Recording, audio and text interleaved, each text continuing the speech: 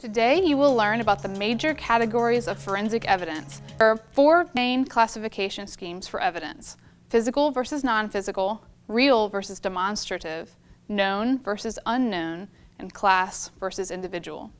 So let's start with physical versus non-physical.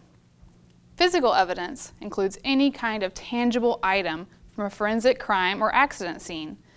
This category is what you normally think of when you talk about evidence. Things like bullets, shoe prints, fingerprints, blood samples, fiber evidence, etc. Non-physical evidence includes items of evidence that are non-tangible, things like eyewitness testimony or an opinion from an expert witness. The next category of evidence is real versus demonstrative.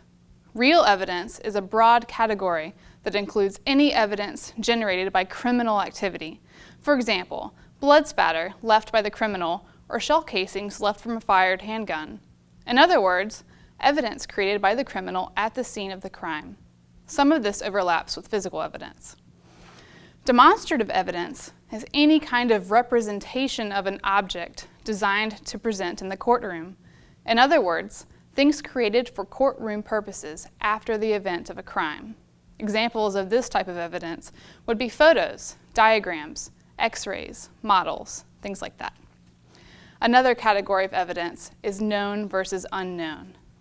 Known evidence is evidence in which the source can be determined with certainty at the scene of the crime without later laboratory testing. For example, a blood sample taken from a victim at the scene of the crime. Unknown evidence is when you do not know the source of the evidence without performing laboratory testing at a later date. Examples of this would be blood spatter evidence at the crime scene. You only know whose blood it is after you do DNA testing back at the lab.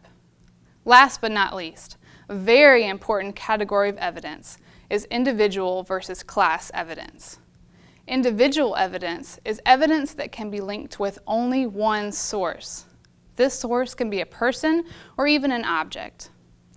Examples of individual evidence would be DNA samples, fingerprints, and specific wear patterns, including wear patterns on fired bullets, shell casings, tool marks, and shoe prints.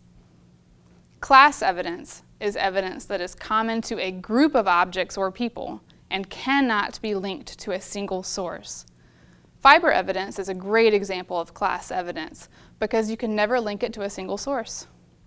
Other examples include blood type evidence, hair evidence where you don't have the root which contains DNA, or shoe prints when you don't have individualizing wear patterns.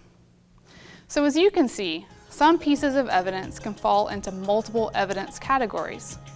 But it is important to understand the major distinctions between these classifications in forensic cases, especially the difference between individual and class evidence. It is critical that forensic scientists and jury members understand this distinction, as the ability to pinpoint evidence to a single person can make the difference between a conviction and an acquittal.